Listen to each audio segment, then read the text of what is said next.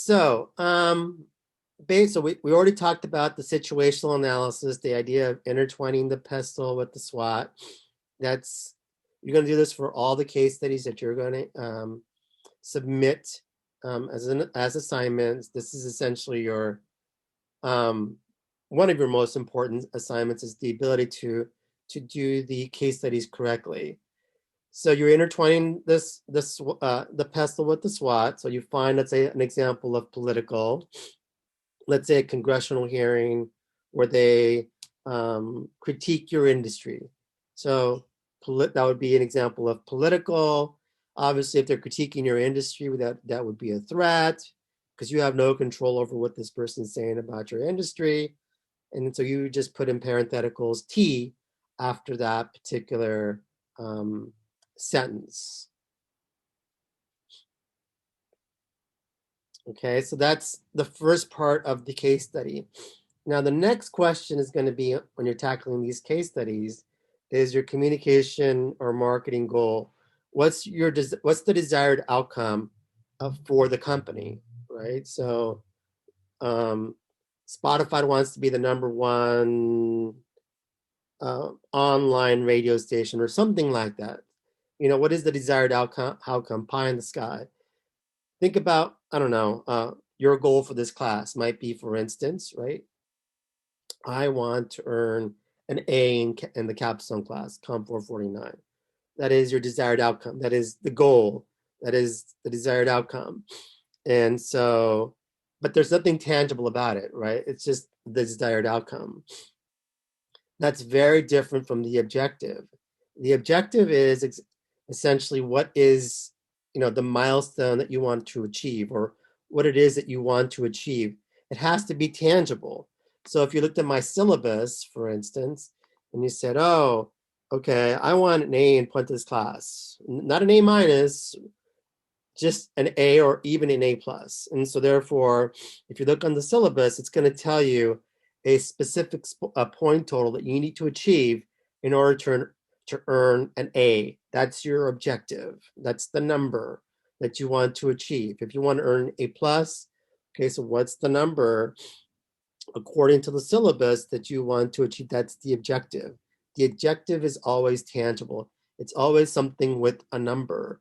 So you can write the most beautiful paragraph in the history of English, right?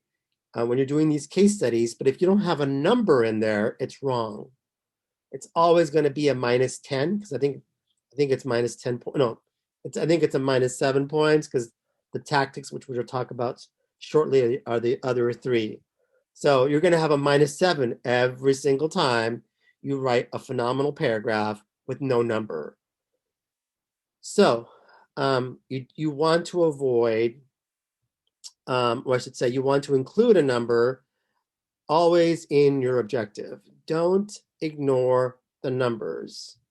And in the case studies, it's going to tell you whether you look at a graph or it actually tells you within the case study as you're reading it, what exactly is the objective tangibly that company wants to achieve. And this is a big one when it comes to my students missing this a lot. This happens a lot. So is there any questions when it comes to the objective that when you are doing your case study, you have to write something down that is tangible? It is the objective of the company, something tangible that they want to reach, some sort of number. I gave you the example, for instance, earn $6 billion at the box office. That is a tangible number. That is the objective. If they don't reach $6 billion, then they didn't succeed. They failed on some level. No questions with that when it comes to the idea of objectives. I think this is the third question in your case study template. No questions? So the other question intertwined with the objective is the tactics, right? So what are the detailed steps that they're trying to do to achieve these objectives, whether that's more traditional advertising, whether that's more social media advertising, whether that's meeting with a specific CEO, whether that's signing a contract with another organization. What are the tactics that they're trying to, what tactics are they incorporating that's going to help them achieve their objective, whatever that objective happens to be. So that's the second part of the question when it comes to the objectives. Now, marketing strategy. So it's going to ask you for the 4 P's. Now in here I have a 5th P, which is people. You don't have to talk about people, but you could if you want to. So within the marketing strategy, what are the steps that will be needed, will need to be used to accomplish the stated goal? So you got to think about what exactly is the product, right? So what is the quality of the product? Well, if we're talking about Disney theme parks versus that's part of the product, obviously Disney theme parks are considered to be high quality within that particular industry. What are the features? Well, themed rides. How are they packaged in this, usually in this immaculate park, right, that has no trash, those sorts of things. So what's the product? Describe the product. And you can describe the product literally in one sentence. You don't have to go, crazy with the product. Price. Now, sometimes they're not going to tell you the price in the case studies. You're going to have to infer this at times. So for price, it's okay if you just simply say price of admission, for instance. That could be the price. But again, right, sometimes in these case studies, as you're reading them, if you see anything that says discounts or sale material or something like that, don't ignore those because that's part of the price. And so that's the second P. Promotion, P. So this is where they talk about advertising or if they talk about social media. So how are they best promoting? If they're using billboards, how are they best using, or how are they using promotion to essentially stand out in the marketplace? So that's the third P. And then the last P is where do you buy these tickets or these items? Generally speaking, I'm referring to tickets. So again, this could be possibly inferred. So let's just say that you can buy the tickets online, for instance, or maybe you can buy them at the stadium or buy them at the theme park or something like that. So price and place are inferred. Product is usually stated within the case study. Most of the time, if not all the time, the case studies do talk about some sort of promotion, generally speaking. And then if you want to include a 5th P, which I'm not asking you to, but if you choose to, the 5th P is essentially who are these people that they're targeting, right? The reason I say you don't have to fill out the 5th P because the 5th P is going to be another question, which is going to be the target audience. I just like to throw it in there because some people like the idea of a 5th P, which is people. So the other questions that you're going to have to fill out when you're doing the case study is the target market. Who is the target market? Please do not tell me that it's everybody, because the target market is never or rarely everybody, right? It is usually, they have a specific goal in mind. So maybe it's families, maybe it's middle class families, maybe it's a specific age group, I don't know, 18 to 25. So who exactly is this target audience that's going to determine the success or failure of this company? So oftentimes the case study is going to tell you who is the target audience. So within the target market is going to ask, what is the key consumer benefit? So what's in it for me? What does the target market get out of buying these tickets or attending this event? So what's in it for them? they get to experience the happiest place on earth, something like that, right? Whatever the Disney slogan is, happiest place on earth. Any questions so far when it comes to asking the questions? Sorry about my son crying. He's having a fit. Any questions?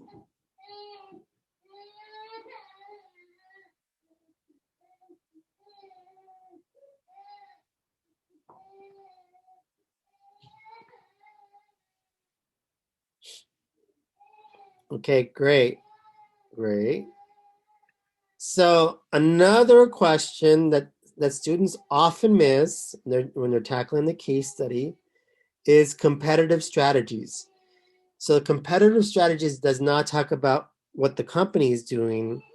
It's talking about what the competitors are doing, right? And so in every single case study, it's going to talk about what the competitors are also doing within the industry. So write those down. Okay, that's going to answer your competitive strategies. What are competitors doing with either their advertising or their product development? And then the last question that you should answer with, at least with about a paragraph. Some students, do write about a page on evaluation. You don't need to, but if you choose to, that's great. So basically, what I want you to do is, okay, you've read the case study. So based on the information that you have, you tell me whether or not you think the company will be successful moving forward, or will they fail moving forward. So explain why you think they're going to succeed or why you think they're going to fail.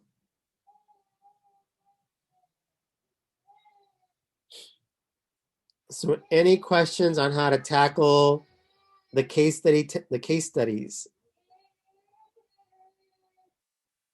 And this is going to be all the case studies that you're going to submit to me throughout the semester. This is essentially the template on how to answer these questions.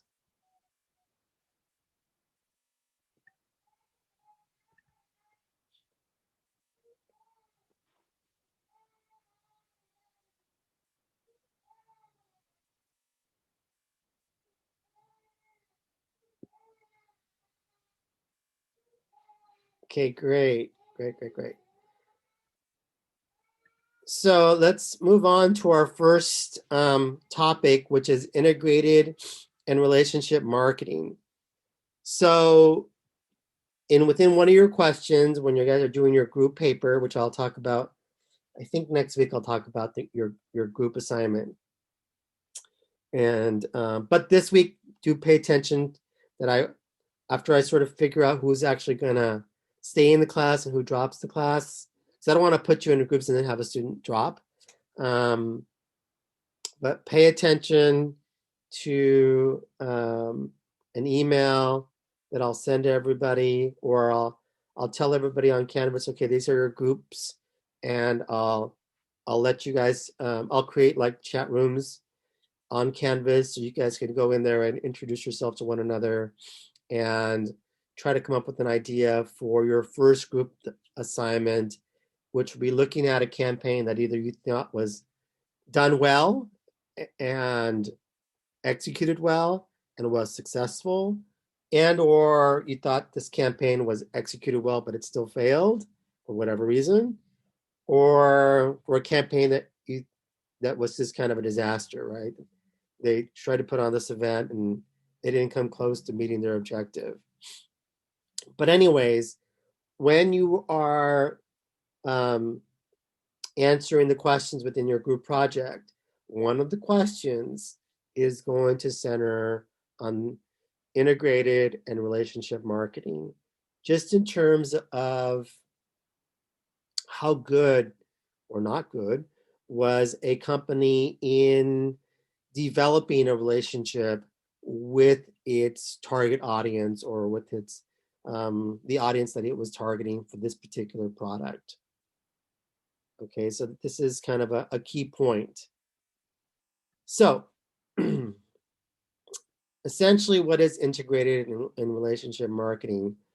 it's essentially, well, it's not necessarily a new marketing method, but it's a marketing method that uses databases. And recently, right, obviously, if you've been watching the news, databases have gotten a lot of critiqued, and I think rightfully so, about how companies have been using their data, and in some cases, right, selling their data. And so it uses databases to actively engage in a two-way dialogue with a specific individual, with a specific message through specific media outlets, whether that's social media, whether that's traditional media. Um, so how does a company use its data to interact with its target audience? So this way is considered to employ a more diverse, it's a better way in many ways, employ more diverse media vehicles than traditional media efforts, and choose media based off of a target's lifestyle, needs, wants, and media usage. So essentially, right, through integrated and relationship marketing, a company is better able, because they can track you, right? Send you very personalized messages based on your lifestyle, right? Your psychographics, based on whatever it is that you need, or they think that you need, or based on what you think you want, and as well as they'll send you messages based on what type of media that you utilize or use, whether it's radio, whether it's television, or whether it's social media. Most of you would be social media, because I'm assuming that most of you are probably on social media more than you're on traditional media. So the assumption is, essentially, this is again from the company's perspective, not yours, that people want to have an ongoing relationship with one organization. That's the assumption. So in other words, right, you guys, or we as not just you, we as a consumer, um, want to have a relationship with the company that we buy products from. That's the assumption. So just like you have a relationship with people, right? Whether it's your significant other or family members, essentially, companies want to be like people, in the sense that they are assuming that you want to have a relationship with them. And so that's the assumption that they're operating under. Fact. The fact is that it is far cheaper to keep a current customer, in other words, make that customer into a brand loyal customer, than trying to always attract new customers. So it used to be, right, back when I was probably your age, the idea of transactional, right? I do business with a company. It's transactional. It's one. I buy an item from them one time only, and that's it, right? I go to the Puma store or the Nike store or whatever, buy a pair of shoes. We have one transaction, and we're done. That's it. But whether it's Nike or Puma or whatever, the idea is that, wait, why don't we try to get that customer who we just had a transaction with and try to keep them as a customer? Because if we can make that person into a more brand loyal customer, we can save an enormous amount of money on our marketing and advertising. We don't need to be like, you know, continually marketing new items to potential new customers. We can just simply send this customer who just gave us his information or her information, and we can send him or her an email and say, hey, we have this cool new shoe, or hey, we have this new movie that's coming out, or hey, we have this new television program that's coming out. Why don't you check it out? You're already using our services. Why don't you keep using them? So that makes sense that this has become sort of a fact that custom companies have realized that it behooves them to try to make customers into brand loyal people or customers rather than just seeing them as transactional.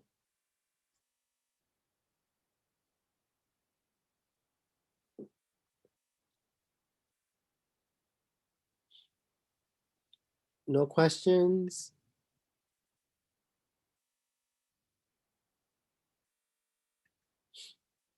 All right, so reasons for growth. Number one is the internet, obviously. So, in a lot of ways, the internet has been good for the consumer because the consumer is essentially now, although some would argue, is now in control, right? You, as the consumer, has the control in terms of like, okay, what is that you want, the what. You have control over when you want it, because you can say, I want this item, and you can go on to Amazon or whatever and order it. You can tell them where you want it, drop it off at my house, for instance, and you can essentially tell them how you want it delivered. Um, so that's the internet has placed us into control to a large extent. Again, some would argue that not true. Databases. So now the fact that the companies have been collecting data on us, they now have all sorts of information about its customers. And so, although some companies sell it, which is not necessarily good, it does give an audience a name. It does give an audience a personality. And because of that, the advertiser is able to send a very specific and personalized message to the audience because they know exactly um, what that person is like. So because they can send them personalized messages, it enhances their chances of actually this person responding to these messages. And number three, better educated U.S. customers nowadays can do research. We have this thing called the computer, and essentially you can do research on your company. So I don't know, let's just say that hypothetically you're really into social justice, for instance, which is a big deal right now, especially amongst young folks. By the way, that's a good thing. And so you can do research on these companies and say, well, how are they making content? How are they making money? Are they investing or are they supporting things that I believe in, for instance? And if not, then I'm going to search for another company that is investing and believes in things that I also believe in. So for instance, right, you might get on the computer and you might say to yourself, okay, I am no longer going to buy any more iPhones because I on the computer I seen how workers are treated at Foxconn, and I saw the fact that they have outside of Foxconn they have suicide nets because people are jumping to their deaths because they're being treated so poorly, and they're making iPhones. Well, damn, I no longer want to buy an iPhone because I don't want to feel guilty by buying an iPhone because um, Apple is involved in this, for example. By the way, the suicide nets are a real thing. That is true.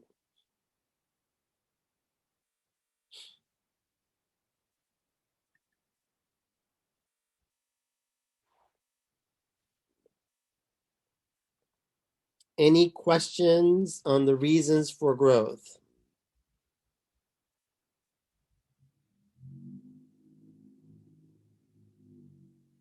This is awesome. I can keep talking. All right. So, three important components to this. So, um, So you want to make a person into a supporter, but ideally, right, you want to make that, again, that customer to not only just be a supporter, you also want that um, customer to be an advocate, right? So, because one of the most powerful ways, even though right now we're not really engaged in a lot of interpersonal contact because of COVID, but historically, one of the most powerful ways that companies or products sell themselves is through advocates, right? This idea of word of mouth, where you have influencers or people who really believe in a product and they're going to tell their friends, hey, check this out, or heck, buy this. This is really cool. And so you want that person to be not only just a supporter, but an advocate. And this is where, again, public relations becomes really critical. I don't know if some of you are going to become publicists, but PR and this idea of releasing to the world all the great things that your company does is immensely important. And so if you want to make somebody or turn somebody in just from a regular transactional customer or just a person who buys your stuff occasionally, if you want to really make them into a supporter and an advocate, ideally, you need these three different things, three different parts. Number one is satisfaction. And so satisfaction essentially means the perceived benefits exceeds the customer's expectations. So again, perceived benefits exceeds the customer's expectations. So in other words, the customer was expecting a good experience, but then you went over and beyond good. You went from good to great, right? Or very good. And now that customer is like, wow, that was awesome. That was beyond my wildest dreams. And that's great. That's really good. The only problem, I suppose, with satisfaction and in exceeding people's expectations is that um, the next time that customer goes to your business, or um, they're going to want not just good again, they're going to want very good, right? And if you are able to meet the very good, well, next time they're going to want excellent.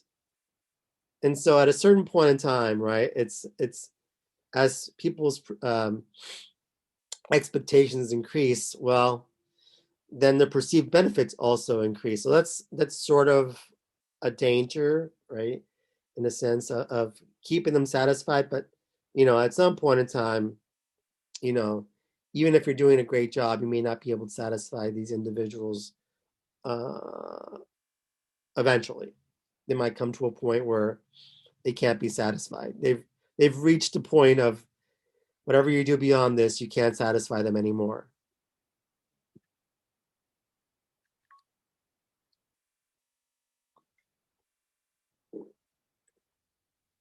Yes, they do, Willa. They use those database. They use algorithms. Yes.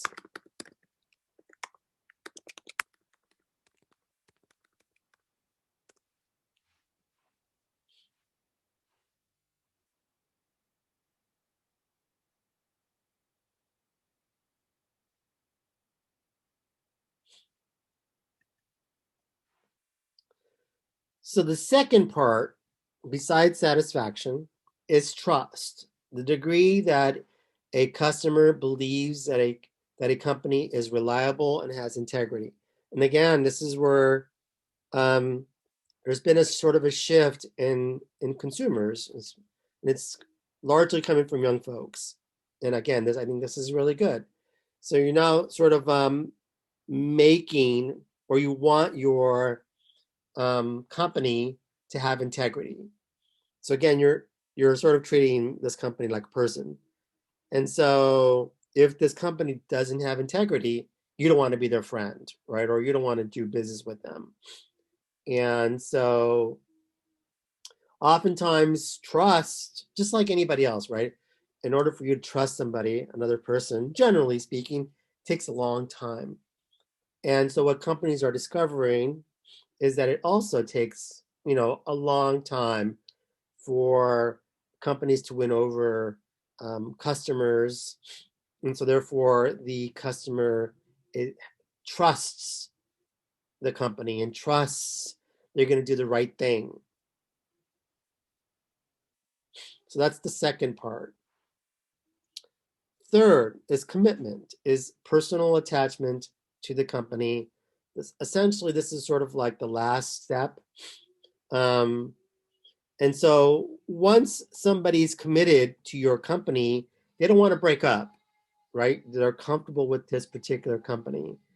And just like most of you, if you guys are in a good relationship or you feel like you're in a good relationship with whoever you're in a relationship with, generally speaking, you don't want to just, say, I'm done, I'm over this, unless you're a commitment phobe.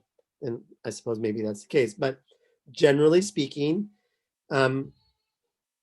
once a person has a personal attachment to a company, they don't want to break up, right? So a person doesn't want to end this relationship. It's sort of a psychosocial barrier that prevents us from switching to a new customer. So this is why once you have brand loyalty, right, it's very difficult for this other company to get you to switch.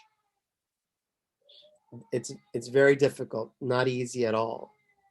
So an example of what I think a sports league that does a really good job of doing these three things.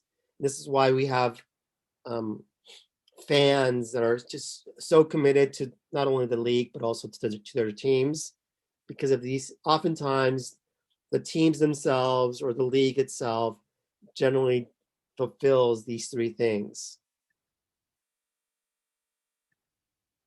It's 3rd and 2, and it's Thomas up the middle. First down. Touchdown, New Orleans. That's just imposing your will on your opponent. You have a Pro Bowl right guard in Jari Evans, and you have a big-time thumper at left guard in Carl Mix. And you're seeing a defense that's spread out, playing a lot of zone coverage.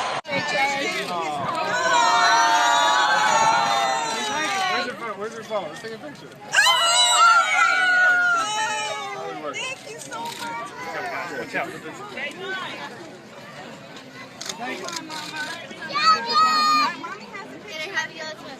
Oh, look at there's me.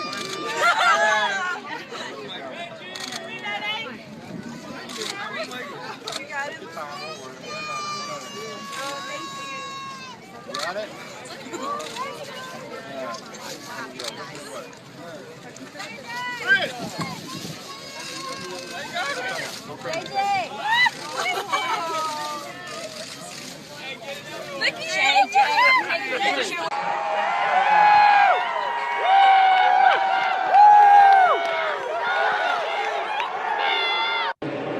Well, Sam Acho, look at this great Christmas scene. Acho gives his glove to a fan, and talk about an early Christmas for this Arizona Cardinal fan. Unbelievable. Priceless. The excitement on that kid's face, probably the best Christmas present. He goes to his mom, I assume, and says, Mom, look what I got. Nothing better. Stop. Watch how the Titans react to him. This is awesome. Before the game. That's so incredible. How cool is this kid? And watch Wesley Woodward here. He's the star linebacker. Let's go, buddy! Oh, man. How amazing is that? This is why football's awesome. People can knock it all you want. This is whatever. This is why it's beautiful. Stuff you don't see. That's a video taken and sent to me, and I thought it was amazing. This is a kid who was probably a Lions fan walking into that. He will always be a Titans fan. I love that. Jump ball right here. Jump ball right here. No. So think about the experience, whether you're like a little tiny kid or a young kid, and all of a sudden, right, this, football player gives you a ball, right, or a piece of their gear. Oh my God, you just made that kid a fan for life. And probably also made the parents a fan for life too, because they're like, wow, I've never seen my son or daughter so happy, right? They've exceeded, whatever they thought was going to happen at that particular event. They just exceeded the expectations by I don't know how many fold. So This is why it's really important, for instance, for these professional sports leagues to have sort of like this real tight bond with its fans. And I think the NFL, generally speaking, does a very good job of this, of really engaging its with its fans in a very intimate way that builds, right, satisfaction, it builds trust, it builds commitment. You could also say other companies do this as well. You could argue that Disney does a very good job of meeting these three parts as well. So, any questions so far before I move on? Are there other examples of companies within entertainment, tourism that do a really good job of fulfilling these three components? So therefore they make customers into not only just supporters, but also advocates.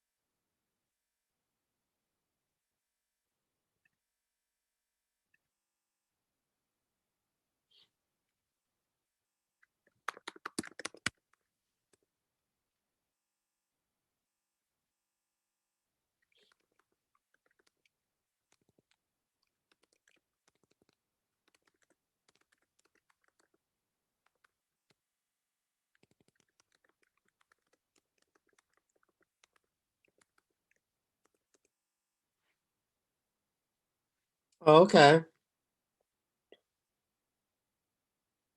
Okay.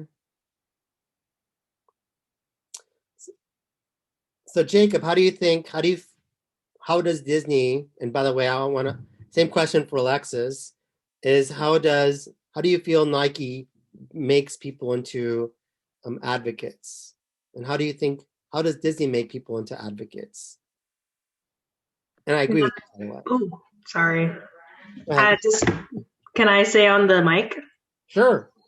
Okay, so I think Nike does a good job based off of their promotions, like their commercials, how they advocate for women and women's sports and their and even the BLM movement. They're just the way that they create their advertising makes people feel passionate towards the brand, and then that's how I feel like they create that constant support to their customers, because people are kind of proud to be like, yeah, I support Nike. Look at how they advertise. Look at how they speak up for people who aren't spoken up for, etc. So. Okay, good. Jacob? I mean, it's kind of hard for me to pick something specifically, but like I know, and I know this kind of got messed with because of the COVID thing, but like, for example, Disney does a great job with like their parks with keeping people as annual pass holders. Yes, that's true. And like the rollover on that is crazy. I mean, you literally drive around and see people with annual pass holder stickers on their cars, you know? True. And then on top of that, they, the main thing for me is probably the parks, because they also have all the special events with like the Halloween events, and then I know they'll even have special after-hour events for certain pass holders as well, and just like certain things that are only available to pass holders. And then just in terms of like the entertainment side of things, I think they do a really good job at catering to what Disney fanatics really want from them. I agree with you. Yeah. Any other examples? Those are two good examples. Somebody mentioned airlines. I'm not sure about the airlines. Go ahead, Emily. So I just wanted to add to what Alexis said. I feel like Nike also does a good job of being inclusive, as far as like not promoting, but bringing on the movement of plus size mannequins. because I know they started doing plus size mannequins about like 2 years ago, a year ago. I'm not too sure. I don't remember, but it became a controversy where people were like looking at it as something offensive. But to me, I feel like it's good that they include like people of all sizes, not just, you know, the standard size 0 mannequin you see when you walk into a store. Okay, good. That's good. Anybody else before I move on? So, I want your brains to be churning, by the way, when I talk about this, in terms of like, when you get together with your groups, think about, again, right, an interesting marketing campaign that may have succeeded because they did a really good job of making or developing a relationship marketing campaign, and or maybe they failed because they failed to do this. So think about that, because it is going to be one of your questions that you're going to have to answer when you're doing your group case studies as collectively. So other elements of that are essential within relationship marketing or integrated marketing. Somebody alluded to this already. I think it was Willa talking about the idea of algorithms and this idea of research and to gather information to determine the best promotional and media mix. So this is where you have to really do a lot of research on your target audience, who's going to determine the success and failure of your marketing campaign, and how do you best reach them. And it's over time, it's become more challenging because there's many more media outlets, and all of you probably are in using social media in different ways, I would imagine, probably. And so it becomes, you're sort of a moving target. And so how does a company reach this target audience, the audience that's going to determine the success or failure of their campaign? And also, beyond that, identify what type of message will motivate a purchase. And we'll talk about this when we get down here when we talk about think, feel, and do advertisements, right? So what type of message do you think is going to motivate a purchase? Do you think it's going to be something that's sort of logical, a think? Or do you think it's something that's going to be sort of emotional, right? A feel? And of course, right, all of them are going to have an element of do, generally speaking, because do is then, okay, buy. And so, but which type of message, the think or feel, and the do you think is most likely going to get that target audience to actually get them to buy a ticket for your product? So kind of piggybacking on what Jacob already said about Disney, this is a pretty good example of how Disney sort of does this in a very strategic way. I'm Tom Waters, and I love Disney.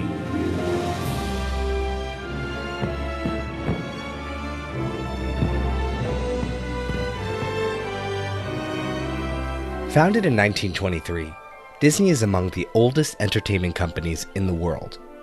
The leadership and business acumen within the company has led to their sustained domination of network, film, and amusement parks across the globe. Their products and services are built entirely around the customer experience. Whether you're at a theater, on vacation, or lounging in your living room, Disney creates a comfortable and nostalgic experience designed to charm you into submission. It's fairly well known that when Disney cartoons were hand-drawn, many original segments were recycled into future productions to save time. This practice makes sense when hand-drawn movies could take as long as 8 years to complete. But Disney has a more evolved process now. Their creative application of recycling content deserves its own analysis. Today we're going to take a closer look at the process management tactics they apply to produce hit after hit, year after year. Their 2016 feature release, Moana, rated 7.7 on IMDb and grossed over $248 million to date. Moana was widely revered by both critics and viewers alike, and since I have 2 small children, I have now seen Moana roughly 6,000 times this summer. I first noticed minor throwbacks to other Disney animations and assumed they were delightful Easter eggs, like when the shiny crab makes a Little Mermaid reference after the closing credits. If my name was Sebastian and I had a cool Jamaican accent, you'd totally help me. But as my kids kept demanding a rewatch, I started to notice the subtle but very deliberate callbacks to popular scenes from older movies.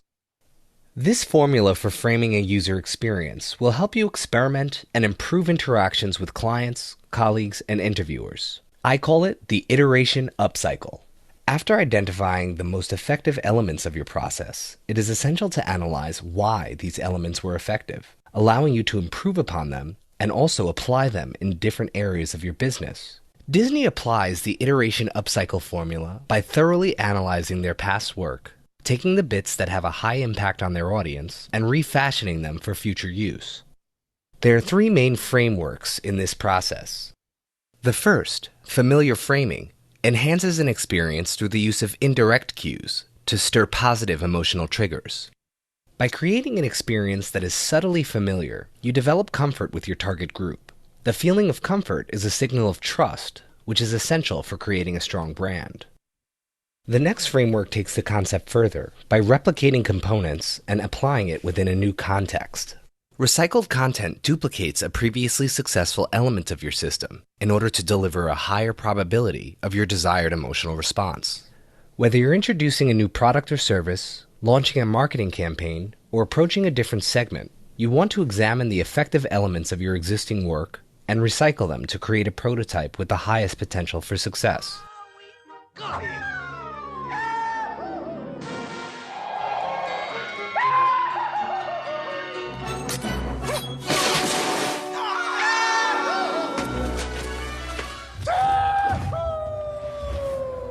Disney's upcycle formula is not always effective in reproducing critical acclaim, but the system creates a lean process that brings in hundreds of millions of dollars with every release.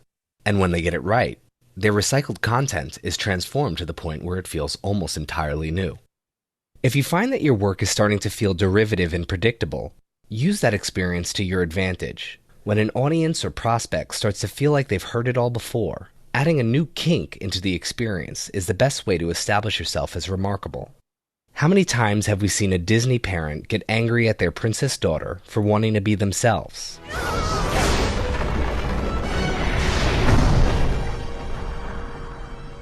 But look at how Disney artfully subverts our expectations with Moana. I should have burned those boats a long time ago. No, don't!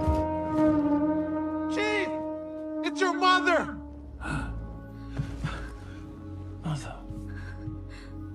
Whoa, didn't expect that one coming. When you create a strategic subversion, you fast-track goodwill. Now I'm doubting myself because of my assumption, and I'm more open to giving Disney the benefit of the doubt.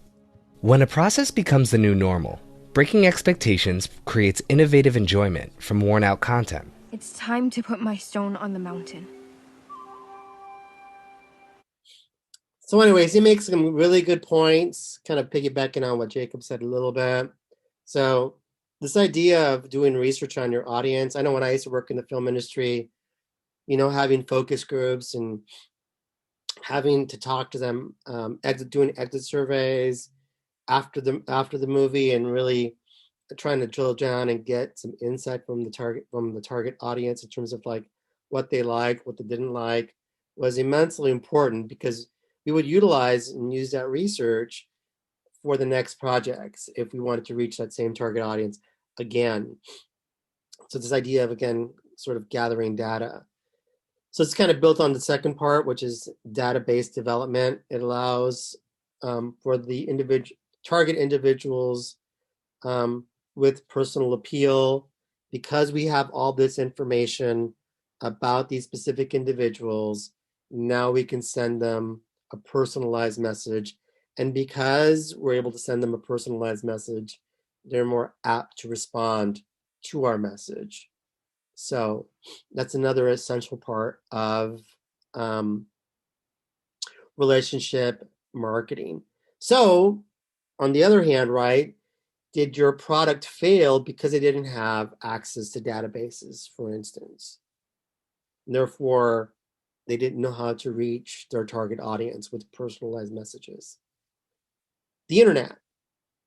So again, it educates the customer. It can persuade and motivate the customer to purchase.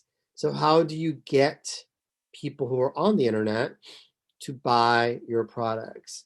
And so again, the internet can be used in a way that can essentially persuade and motivate a customer to actually do and buy. So, because you have literally at the power of your fingertips, right? This power to persuade, to convince them with a certain click to go ahead and buy your products. Media tactics. So using, whether it's traditional media, whether it's like TV, radio, whether it's social media, whether it's alternative media, like for instance, using the side of a building or using mobile like a bus. So how do you get people to buy in? And again, your media tactics are going to depend on who is your target audience. Are you going to spend more on social media versus traditional media? Or are you going to spend more on traditional media over social media? Again, it depends on your target audience. And nowadays, you have to use all three of them, to be honest with you. And so again, right, if your product failed, did they fail because they didn't invest enough money in traditional media? Did they fail because their social media campaign was terrible? Did they fail because their alternative media, they should have put up more, more billboards. They should have done more mobile. They should have used different ways of marketing, which they didn't utilize. So focus on getting a coordinated message to the right target audience through the best media possible. So again, success, they did it well. They used the right media tactics, or did they fail because they didn't use the right media tactics? So this idea of building brand loyal customers, this message development. Some of you, Alexis talked about this as well. And this is sort of piggybacking on the fact that Nike, right, and this idea that Nike does this really well, this idea of message development based on the target's needs, wants, and special interests. What's in it for me when I buy this product? And so Nike, and Disney does this as well, very well as well.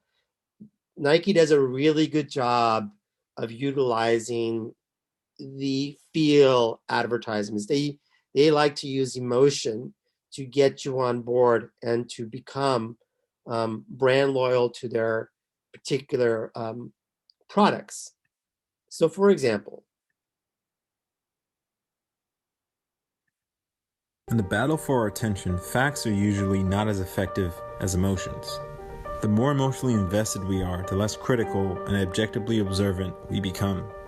Simon Sinek, best-selling author and public speaker, is famous for saying, "People don't buy what you do, they buy why you do it." And one of the most effective ways to show this why is through vivid storytelling. And advertisers are well aware of this. This is why companies like Apple and Nike try to tell inspiring stories backed by dramatic music in their commercials. Stories that often have nothing to do with the product. The bonds we find here should run past these lines.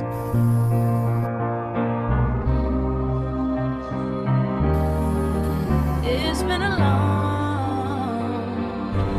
long time coming. One of the greatest jobs of marketing in the universe has ever seen is Nike.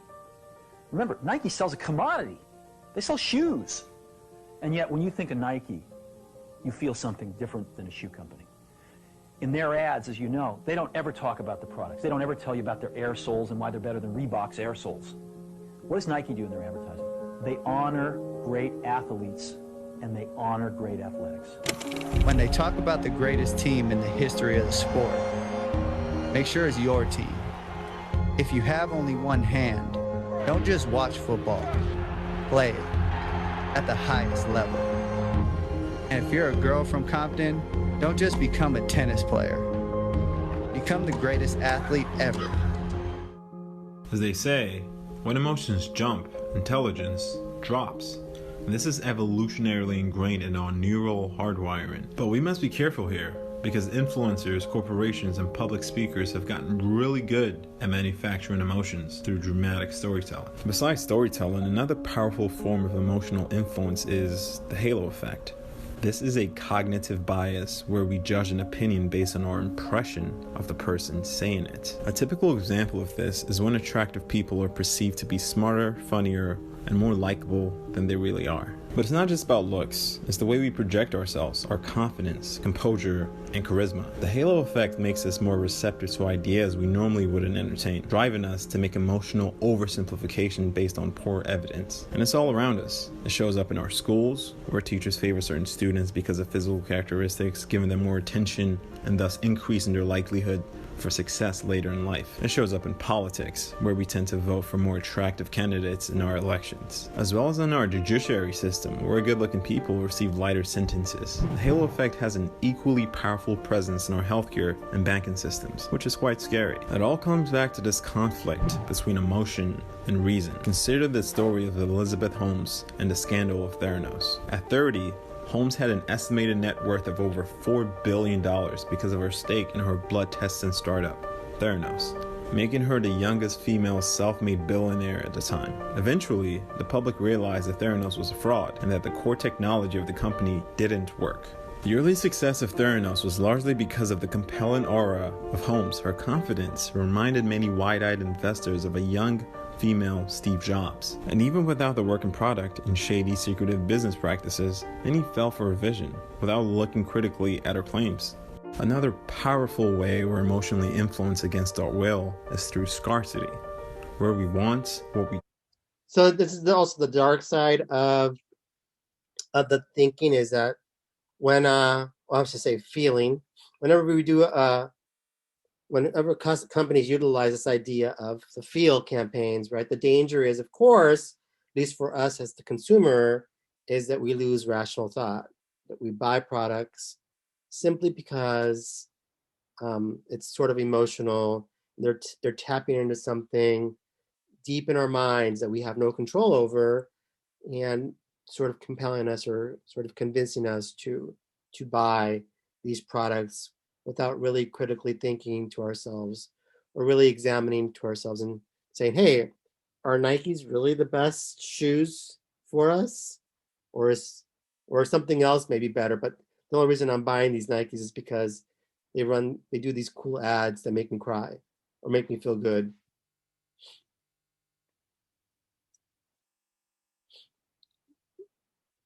Questions on effective ways of building brand loyal customers, but at the same time, right, you're also seeing the potential dark side of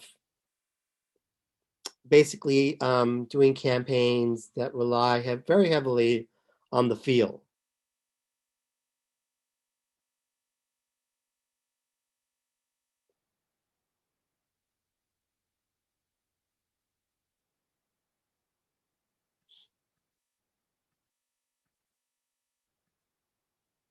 Okay, so another essential part of relationship and integrated marketing is this idea of a two-way dialogue.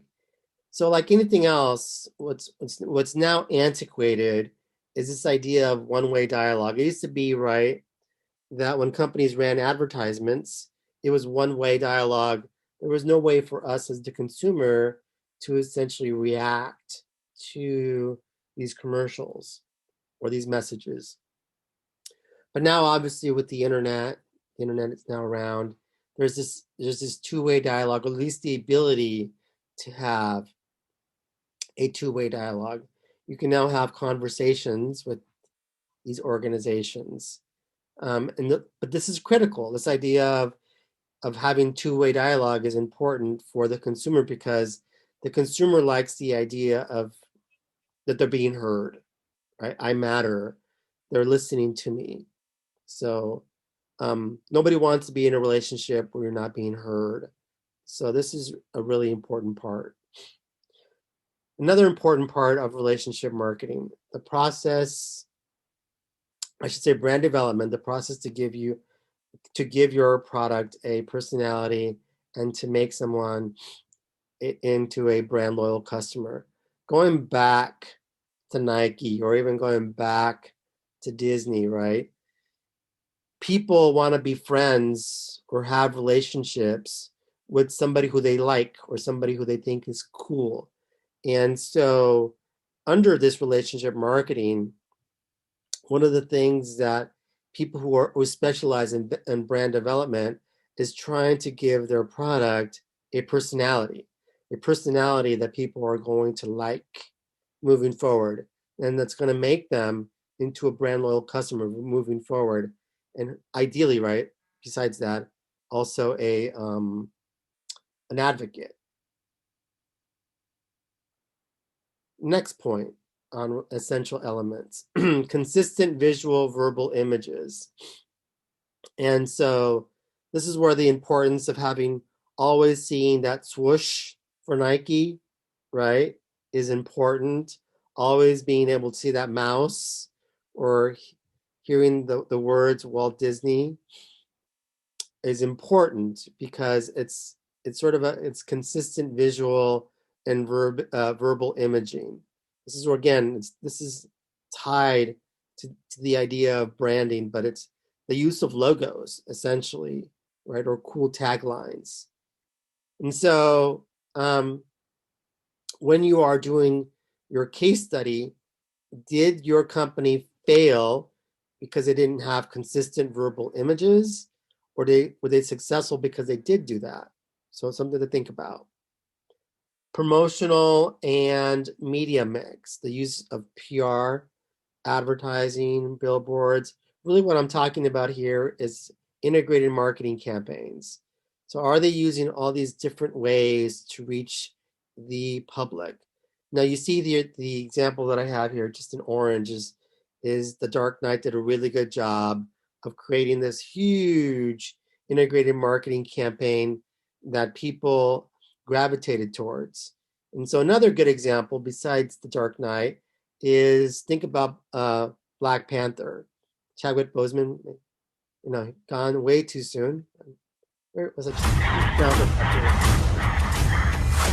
Disney and Marvel's history-making Black Panther pulled in a record $242 million over its opening weekend. The stage was set way back during last year's NBA Finals when Disney debuted a trailer on sister network ABC. That teaser generated 89 million views in its first 24 hours, besting Star Wars: The Force Awakens, and it was the first step in a unique and groundbreaking campaign that led to the film's record-breaking achievement. The success is thanks in part to Disney's marketing team going all out to promote the first event superhero pick featuring a nearly all-black cast. In addition to heavy ad buys for sports that deliver big African-American audiences, Disney initiatives included a music tie-in led by rapper Kendrick Lamar, whose Black Panther, the album from Interscope Records, debuted at #1 on the Billboard 200 album chart and made a stop at New York Fashion Week. The biggest thing for the campaign was really super serving black moviegoers while also making it the broadest moviegoing event, says Disney Marketing Executive VP Asad Ayaz, who handles Marvel titles. This wasn't just for our core Marvel fans. We went about making it feel like a cultural event. Director Ryan Coogler and the film's stars, including Chadwick Boseman, Michael B. Jordan, Lupita Nyong'o, and Denai Guerrera, were sent on a major world tour similar to those undertaken for Marvel's Avengers films, including stops in South Korea and Europe. And Disney made sure to include Africa, often overlooked by Hollywood studio marketers, by staging a premiere in South Africa and helping to coordinate screenings in Kenya and Nigeria.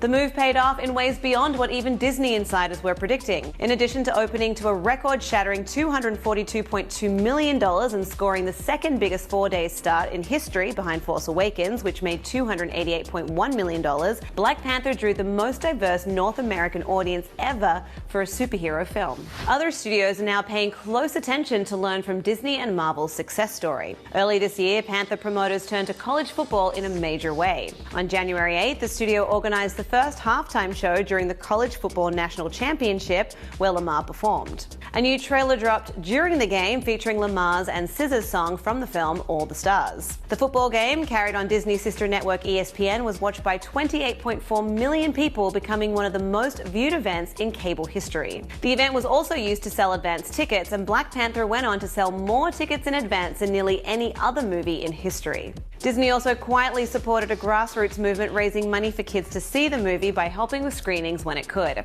Numerous actors, including Brie Larson, who stars in Marvel's upcoming Captain Marvel, joined the effort. Others in the Disney stable also became ambassadors for Black Panther, including Oprah Winfrey, star of the studio's A Wrinkle in Time, which comes out March 9th, and that film's director, Ava DuVernay. Marvel stayed true to the character and the storyline and didn't try to whitewash anything, says Eric Handler of MKM Partners. I like that they didn't even think of it as a risky proposition and spent just as much on this film as they have previously. So, have you seen Black Panther yet? Have you seen it more than once? And what are your thoughts on Disney's marketing strategy for the blockbuster? Let us know in the comments. So this is just an example of a promotional and media mix that helped Black Panther become successful. Movies do this all the time, whether you think about The Hunger Games or The Dark Knight. Disney, by the way, often does a really good job of marketing these films. Very successful, using all sorts of tactics that incorporate both publicity, which is free, but also traditional marketing, which they call nowadays integrated marketing campaigns. Anyways, at the end of the day, when it's all said and done, and you've utilized all these different tactics within your relationship and marketing and integrated marketing facets, you look at evaluation. Okay, obviously, at the end of the day, you want to make sure that you have an ROI, a return on investment, right? So you look at the money spent, how much did we spend versus how much did we earn, and was it worth it? And if not, then okay, maybe we should reevaluate some of these parts. And if so, then okay, let's keep doing what we're doing. So at the end of the day, everything's always going to get evaluated through an ROI or a return on investment. So there's 6 different markets. And so, how much time is it? Okay, I have plenty of time. So first and foremost, we have customers, which we've been talking a lot about customers. And I'm referring here with the 6 markets, the 6 important markets that help relationship marketing be successful. So customers, again, are center. They're the key, they're the core. You want to build a long-term relationship with them, not just one-time customers, that you are in a long-term relationship with them. They like you, you like them, or at least it appears that way. Also, within the 6 markets is you have the employees themselves. You know, employees are also customers, potentially, but they're also sellers. So who better to tell you about cool products than the actual employees, right? Disney actually does, I think, a really good job of this, because oftentimes many students also work at Disney pre-COVID. And so they would tell the rest of the class, oh, check this out, or oh, check that out, or this is coming up, you should check it out. And so oftentimes employees become very key and critical to selling, right? Because again, the employees themselves oftentimes are the customers, but they're also sellers. Referrals. This is where you have the key influencers, right? The opinion leaders, whether it's the people on TikTok or wherever these social media influencers are. You want influencers, especially it seems like for the younger demographic, they're more inclined to listen to these influencers, especially social media influencers. And you want to get these opinion leaders or influencers to sell on your behalf. Now, the danger, of course, is that anytime you want an influencer to say nice things about your product, nowadays it can be rather expensive, right? To get an influencer to say nice things about your product. They're going to demand oftentimes a salary. So that's referred to as referral. The other important market is stakeholders. And this is so let's just say you have a publicly traded company. The stakeholders themselves oftentimes also are selling, right? Not only are they buying and trading your stock, and hopefully they're keeping your stock, but they're also telling people, hey, this is a really cool company. I just bought stock in this particular company. You also should buy some stock if they're available in this company. And so this idea of having a strong company on Wall Street is important for some of these companies. I know there was sort of a controversy recently around GameStop in terms of like what went on with that market. Other regulatory bodies are also influencers, by the way. You have the financial regulators, the FTC, for instance, the ones that, for instance, are going to grant you money or make sure that we're living in a good economy, because our government can ruin the economy, right? Or they can make the economy better. This is the financial regulators. We have the environmental regulators. Sometimes the environment can make, or people who would regulate the environment can make business in your company or in that particular state so expensive because of all these environmental regulations that you essentially can't operate in that state anymore, and you have to move out.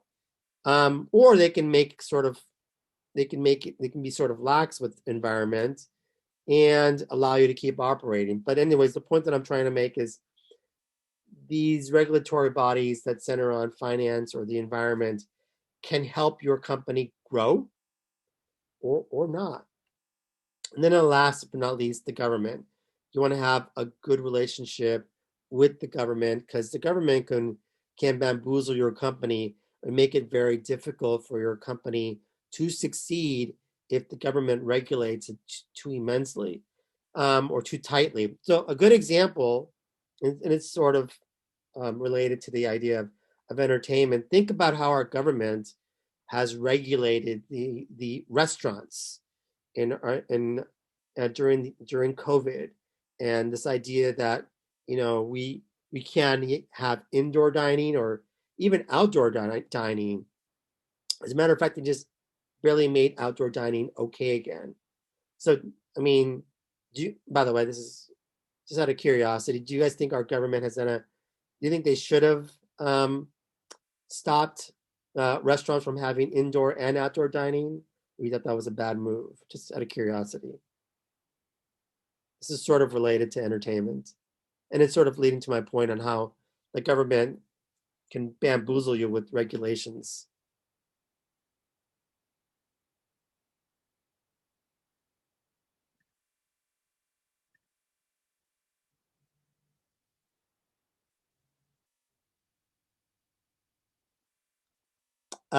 Recently. Originally, I think it made sense. I don't know about recently. I don't know. Okay, bad move to reopen.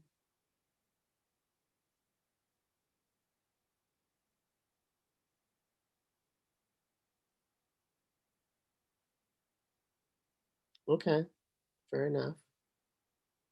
So you guys still think the restaurant should be closed, at least when it comes to outdoor dining?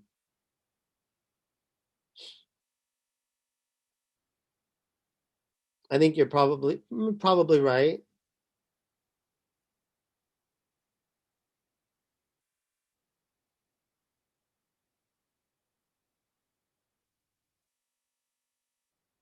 Yeah. It's a tough one, right? Because if you think about yeah, you're right, Emily. I mean, we have places like Walmart, Target, and Costco that are still open. I mean, when I go to Costco, I mean, there's tons of people that are inside the Costco that I go to, at least. It's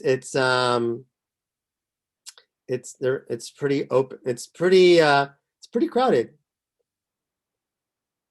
So I mean, I don't know. I'm by no means a health expert. One thing I will say is that I don't know, I find it kind of strange or weird that we shut down the restaurants, yet the number of cases kept on going up. So I don't know. I just don't know.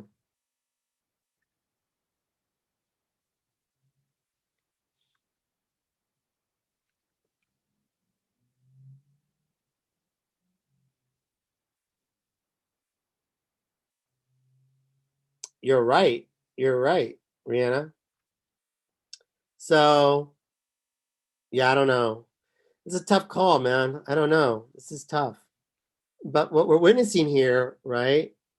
This is go back to the influencers, is that we're seeing the role that government plays in terms of regulations, in terms of like helping a company grow or not. And so, tough question. I don't know. I don't have an answer, but I appreciate your feedback. Pretty cool. Yeah, I don't know. Last but not least, we have, well, not last but not least, suppliers. So working together to make the best possible product. So in other words, in relationship marketing, you want to have good suppliers that are working with you in terms of like developing or providing you with the best possible products so you can deliver the best overall product to the customer. And so the supplier is important, working together with all these other companies. And then last but not least, and Disney does a really good job of this, is turning customers into employees. Right? And so I mean, I've heard this countless times at Cal State Fullerton, is that whenever sometimes a Disney employee will tell me, oh, when I was a kid, I used to always go to Disney. I dreamed of working for Disney. And then when I became an adult, I am now working for Disney. So this is pretty cool. So some organizations are really good at this last point of turning customers into employees.